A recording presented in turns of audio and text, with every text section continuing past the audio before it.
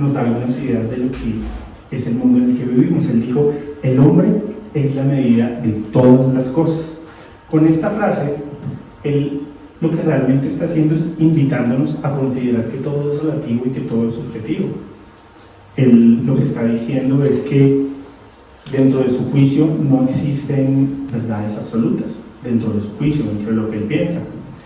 Él nos dice que cada quien puede juzgar las cosas a su manera. El individuo A puede abordar un problema o abordar una situación de una forma, el individuo B puede tomar el mismo problema y tomarlo de otra manera. Eso de alguna manera no nos representa a nosotros como cristianos, pero nos da algunas pistas y nos da algunas ideas para poder echarle mano a eso y darnos cuenta del tipo de mundo en el que vivimos, la sociedad en la que vivimos, y nos permite hacer un montón de preguntas. Si este personaje, este sofista conocido como Protágoras, nos dice que el hombre es la medida de todas las cosas, yo los invito hoy a preguntarnos, y la pregunta que deberíamos hacernos nosotros como cristianos contemporáneos es: ¿cómo nos medimos nosotros a nosotros mismos? ¿Cómo nos medimos a nosotros mismos? Y ¿cómo medimos al prójimo? ¿Cómo medimos a los demás poniéndonos las gafas del cristianismo? Ya no pensando desde lo que nos dice este personaje Protágoras, sino desde lo que nos dice la Biblia y desde lo que nos enseña Jesús. ¿Cómo nos medimos nosotros y cómo medimos al otro? La Biblia nos da claves de eso y nos enseña algo, pero fundamental, que Jesús mismo pone en un lugar especial. En algún momento, alguien se acercaba a Jesús, en Mateo 22, 36, 40 se nos narra, y alguien le dice: Maestro, ¿cuál es el gran mandamiento en la ley? Jesús le dijo: amarás al Señor tu Dios con todo tu corazón y con toda tu alma y con toda tu mente. Este es el primero y grande mandamiento. Y el segundo es semejante: amarás a tu prójimo como a ti mismo. De estos dos mandamientos depende toda la ley y los profetas. Ya nos vamos dando una idea desde qué posición nosotros medimos a los demás y desde qué posición nos medimos a nosotros mismos. Jesús nos dice amar a Dios por sobre todas las cosas, pero también nos dice que debemos amar a nuestro prójimo, a nuestro hermano, como a nosotros mismos. Yo les pregunto, ¿qué significa eso? ¿Es fácil? ¿Qué significa amar al otro como a nosotros mismos? ¿Qué significa eso? Yo creo que un buen punto de partida es preguntarnos cómo nos amamos a nosotros mismos, cómo nos demostramos nosotros a nosotros mismos amor. ¿Qué significa amarnos? Amarnos a nosotros mismos no es pasar por la trivialidad de decir simplemente que nos tenemos cariño. Amarnos a nosotros mismos significa pasar al ejercicio reflexivo de pensar si nos sentimos cómodos con lo que somos, si nos sentimos cómodos con nosotros mismos, con nuestros mismos pensamientos tal vez. Es llegar a la reflexión personal de decir: ¿tengo una buena opinión de mí? ¿Me considero una buena persona? No solamente tenernos cariño, sino sentirnos cómodos con nosotros. Y si yo quiero responder eso, decir yo tengo una buena opinión de mí, o decir yo me considero una buena persona, yo podría decirles ahorita que sí, la verdad es que sí, aunque yo me considero una buena persona algunas veces, o la mayor parte del tiempo, porque no les voy a negar que hay cosas en mí que no me gustan, hay cosas en mí que yo rechazo, hay cosas en mí que me avergüenzan, defectos, errores, cosas que no me gustan para nada, pero a pesar de eso, yo me acepto. Eso significa amarme a mí mismo, aceptarme a pesar de que hay cosas que me molestan, a pesar de que hay cosas que no me gustan, pero aún así me acepto, aún así me perdono, aún así me doy una segunda oportunidad. Eso me suena, eso de, a pesar de que hay cosas que no me gustan de mí, me acepto a mí mismo, eso me suena muy parecido a algo que yo escuchaba cuando yo iba a la escuela dominical los domingos, cuando era un niño, y me decían: amamos al pecador, pero no amamos su pecado. Es muy parecido a lo que hablábamos ahorita. A pesar de que tengo cosas, yo me acepto. amamos al pecador, pero no amamos su pecado. Una frase que suena extraña, que suena difícil, que suena chocante, porque a veces no es fácil amar al otro, o sea, a veces nos cuesta, pero es una frase que tiene más sentido si nosotros miramos hacia adentro, si miramos hacia nosotros mismos. Entonces, ¿qué pasaría si yo les digo que esa frase de amar al pecador pero no amar su pecado la cumplimos con él? ¿Qué pasa si yo les digo que hay un pecador al que nosotros amamos? Hay un pecador que nosotros amamos y ese pecador somos nosotros mismos, porque somos capaces de aceptarnos y de amarnos, somos capaces de perdonarnos cada vez que fallamos. Y se supone que es la regla general, porque hay gente que de verdad se da mucho palo y que no es capaz de darse una segunda oportunidad, no es capaz de perdonarse, de darse amor propio, pero lo más normal es que por más de que a mí me disguste mi cobardía, mi codicia, mis defectos, mi mal genio, mi pereza, lo normal es que yo siga queriéndome y me dé una nueva oportunidad. Adquiere un poquito más de sentido eso de decir amamos al pecador pero no amamos su pecado. Se cumple en nosotros. Nos amamos, pero hay cosas de nosotros que no amamos y que en las que nos damos una segunda oportunidad. Ahora yo les pregunto, ¿somos capaces nosotros de amar así, de esa misma forma, al prójimo? Poder aceptarlo, poder reconocerlo, poder entenderlo, poderle dar una segunda oportunidad a pesar de sus defectos, a pesar de su pecado, a pesar de sus luchas. Y nuevamente les repito la palabra que les dije inicialmente y que dejamos ahí como pausada: ¿cómo nos medimos y cómo medimos a los demás? Si Protágoras nos decía que el hombre es la medida de todas las cosas, la palabra de Dios nos dice y nos da una idea, y es que la cruz y la resurrección deberían ser la medida real del hombre, porque ese es el lugar en el que nosotros adquirimos un propósito, adquirimos un valor, es el lugar en el que recibimos amor, en el que recibimos perdón, en el que recibimos una segunda oportunidad.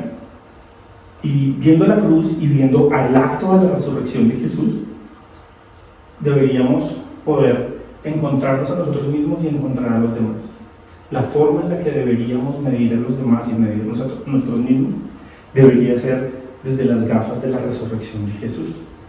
Ya no sería el hombre mirándose a sí mismo desde el relativismo o desde la subjetividad o desde la conveniencia, como nos decía este señor Protágoras, sino ahora es el hombre mirándose y mirando a los demás desde las gafas del Jesús resucitado. La resurrección, vuelvo y les digo, debería ser y es la medida del hombre, el lugar en el que adquirimos siempre un propósito y un futuro. Allí es donde nosotros entendemos que Dios nos da una vida nueva, pero esa vida nueva depende de que nosotros nos apropiemos de esa obra que Jesús hizo en la cruz y de esa resurrección de Jesús. Necesitamos, digamos, que seguir ese camino y reconocer lo que hizo Jesús en la cruz y vivirlo dentro de su resurrección. Hay un dato interesantísimo que nos deja un historiador romano que era judío, nació como judío, fue educado como judío, pero en el momento en el que se destruyó Jerusalén en el año 70, digamos que por lo que tenía una gran formación, fue adoptado por los romanos, y este personaje se llamaba Flavio Josefo. Él es la persona que más datos nos ha brindado históricamente hablando de cómo era el mundo en tiempos de Jesús. Y él nos cuenta algo interesantísimo. Él nos dice que cada cruz de cada condenado a muerte era fabricada a la medida de cada individuo. Si había un condenado a muerte, le tomaban sus medidas, similar a como tomaron las medidas de un ataúd, pero tomaban las medidas de ese personaje para construirle su cruz. Pero si nosotros vamos a la Biblia, nos vamos a dar cuenta que Jesús no tenía una cruz que habían hecho a su medida. Jesús tenía la cruz que era de otra persona, una persona que se llamaba Barrabás, que es una cruz que fue hecha para ese personaje inicialmente. Jesús cargó, y quiero que lo reflexionemos hoy, cargó con una cruz que no le pertenecía, cargó con un pecado que no había cometido. Pero si nosotros vamos a la Biblia y escudriñamos aún muchísimo más, nos vamos a dar cuenta que Dios no deja nada en la Biblia ni al azar, ni al capricho, ni por la coincidencia. Y nos vamos a encontrar con que Barrabás tiene un significado. Barrabás es Bar Abba, y esto quiere decir hijo del Padre. Ahí es cuando como que nos explota la cabeza y todo tiene sentido. Nosotros somos Barrabás, somos hijos del Padre, y Jesús, el primogénito, fue colgado en una cruz ajena, en una cruz que nos pertenecía a nosotros, una cruz que nos tocaba a nosotros. Si lo organizamos un poquito mejor, somos hijos del Padre, somos hijos de Dios, y Jesús, el primogénito, tomó nuestro lugar. Si debíamos llevar una cruz a la medida de nuestro pecado, hoy esa cruz significa la medida de nuestro perdón. Y volvemos a la parte inicial de esta enseñanza, en donde yo les hablaba de ese primer mandamiento y ese segundo gran mandamiento que nos daba Jesús, que amar al Señor tu Dios por sobre todas las cosas y amar al prójimo como a ti mismo. Y nos vamos a encontrar que Jesús realmente lo cumplió a cabalidad. Jesús fue capaz de aceptarnos y tomar nuestro lugar como suyo propio. Si hablamos de amar al prójimo, en Jesús podemos decir que no hay un amor que se le iguale, no hay un amor más grande al amor de Jesús. Pero, como les decía ahorita, Dios no deja nada en la Biblia por capricho, ni al azar, ni por coincidencia. Y la Biblia nos da aún muchísimas más pistas de Barrabás. Lucas y Marcos nos cuentan sobre él, que él había sido acusado de rebelión, que él era una persona que había dirigido un motín y que había cometido asesinato. Marcos 15, versículo 7 nos dice: había uno que se llamaba Barrabás, que estaba preso con sus compañeros de motín porque en una revuelta habían cometido un homicidio. Y Lucas 23, 19 nos dice: Barrabás había sido encarcelado por un levantamiento en la ciudad y también por homicidio. Se nos dice revuelta, se nos dice motín, se nos dice levantamiento, se nos dice revolucionario. Si nosotros tomamos estas palabras y vamos también a la fuente histórica, nos vamos a encontrar con unos datos bastante interesantes. Resulta que la provincia de Judea, cuando el Imperio Romano conquistó la provincia de Judea y lo que hoy conocemos como Israel y Jerusalén, el Imperio Romano tenía una característica, y es que ellos no llegaban a imponer su cultura, sino que ellos respetaban la cultura local. Ellos eran bastante tolerantes en temas religiosos y culturales, pero puntualmente en el pueblo hebreo había un quebradero de cabeza impresionante para los romanos. Para ellos era muy difícil gobernar a los romanos porque ellos eran extremadamente rebeldes, tenían un fuerte sentimiento nacionalista, incluso 2000 años antes de que se iniciaran los movimientos nacionalistas, y ellos todo el tiempo peleaban para poder liberarse del yugo del Imperio Romano. Hay algo interesante, y es que dentro de los textos históricos, los hebreos, los judíos, eran llamados por los romanos sicarios. Casualmente, pues los llamaban así por una razón, y es que había un arma que se usaba como defensa en los caminos, un arma que utilizaban los pueblos semitas, se llamaban sicas, y quienes portaban estas armas eran llamados sicarios. Pero pues era un arma para protegerse, una arma de defensa personal que se usaba en los caminos. Pero cuentan los textos que narran la historia del Imperio Romano que estas armas, en vez de ser armas de defensa, se volvieron armas de ataque, y una gran cantidad de revoltosos vivían armando unas especies de guerrillas para atacar al Imperio Romano y liberarse de su yugo. Ahí viene pues la palabra sicario. Y ustedes se preguntarán, ¿eso qué tiene que ver con nosotros en este momento? ¿Y eso qué tiene que ver con ese gran mandamiento que nos da Jesús? Tiene que ver absolutamente todo, y está todo súper conectado. A veces nosotros somos exactamente iguales a ese pueblo judío. no somos un quebradero de cabeza para los romanos, pero sí somos un quebradero de cabeza para Dios. Porque a veces nosotros queremos hacer las cosas a nuestra manera. Mientras los hebreos en la época de Jesús esperaban a un Mesías guerrero, esperaban a un Mesías rey, a un libertador que fuera similar, ¿cómo se llama? Simón Bolívar o algo así por el estilo, a un libertador que llegara, tomara las armas y los liberara del yugo del imperio romano. Dios lo que les entregó fue un cordero inmolado, un cordero que se entregó voluntariamente. Mientras ellos esperaban a un guerrero libertador, Dios les entregó a un guerrero que humildemente se entregó en una cruz y tomó un lugar que no le correspondía. Tiene que ver absolutamente todo con nosotros. Barrabás significa hacer las cosas a nuestra manera, en nuestras propias fuerzas, con nuestras propias ideas. Los Bar Abba, los hijos del Padre, liberándose como ellos creen que se deben liberar, viviendo como ellos creen que deben vivir. Pero si esa es la manera de los Bar Abba, de los Barrabás, Jesús nos muestra que hay otra manera de hacer las cosas y es la manera de Dios. Por eso nosotros a veces somos un quebradero de cabeza para Dios, porque Dios tiene un propósito para nosotros y nosotros creemos que ese propósito lo vamos a cumplir con nuestras propias ideas, pero Dios tiene una idea y tiene un camino para poder hacerlo. A veces, en la misericordia enorme que tiene Dios, permite que ese camino que nosotros tenemos personal, con nuestra agenda personal, sea modificado y termina reencaminándose en lo que realmente Dios quiere para nosotros.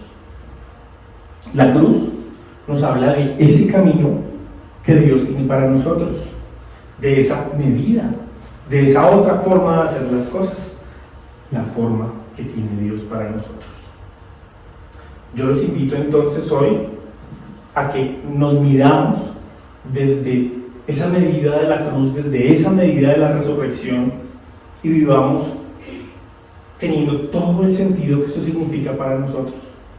Es allí en donde nuestras vidas adquieren sentido, en donde adquieren plenitud, en donde nuestro proyecto de vida se convierte en un proyecto de vida significativo, porque es un proyecto de vida hecho a la manera de Dios y no dentro de nuestras propias fuerzas. La invitación hoy es a que reconozcamos el amor inmenso de Jesús al tomar el lugar que nos correspondía a nosotros en la cruz, y que hagamos nosotros así mismo como lo hizo Jesús. Amemos al prójimo, demos segundas oportunidades y pasemos nosotros mismos de vida a muerte, o sea, resucitemos y hagamos que otras personas a las que tal vez nosotros hemos condenado por nuestra falta de amor, que ellas puedan también pasar de vida a muerte y puedan resucitar en Jesús. Se nos ha dicho dentro de los adagios populares que con la vara que nosotros midamos seremos medidos, y también se nos ha dicho, como dice este señor Protágoras, que el hombre es la medida de todas las cosas. Yo los invito hoy a que reflexionemos en torno a cómo nos medimos nosotros. ¿Somos muy duros con nosotros? ¿Somos muy duros con el prójimo? Tengamos en mente siempre estos dos mandamientos principales: amarás al Señor tu Dios por sobre todas las cosas y amarás a tu prójimo como a ti mismo. Hay algo interesantísimo, y es que Jesús, cuando está hablando en Mateo 22:36, Él está citando la ley y Él dice: amarás al Señor tu Dios con todo tu corazón, con toda tu alma y con toda tu mente.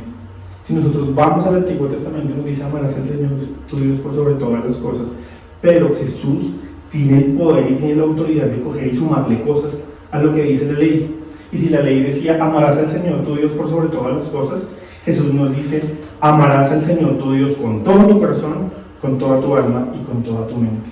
Quiere decir que podemos incluso hasta pensar nuestra fe, podemos sentir nuestra fe, podemos compartirla, podemos vivirla de muchas maneras, porque Dios quiere que seamos completamente integrales. Jesús quiere que seamos completamente integrales.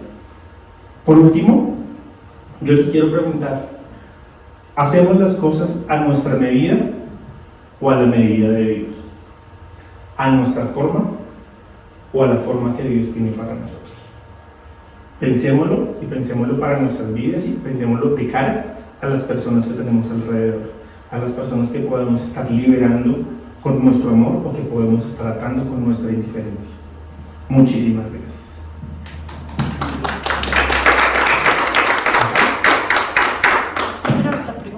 Yo los invito entonces a que hagamos un círculo